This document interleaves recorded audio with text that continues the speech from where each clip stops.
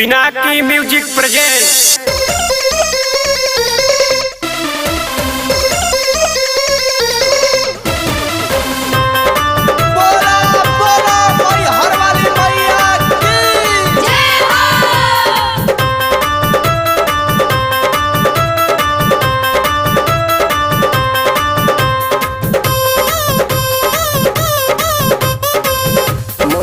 पता जिया अकेला मन करता घूमे के मेला नवराता में करती पूजाई राजा घरवा तू जैता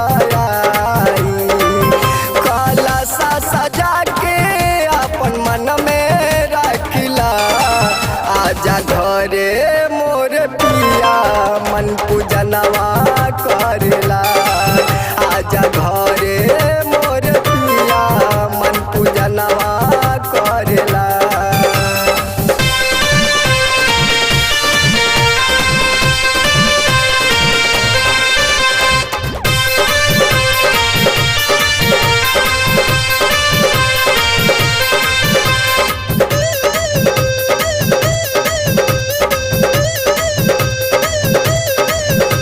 अबो से आ जैता पाड़े पूरा गाँव हो संग ही चलाल जाई गड़बड़न धाम हो।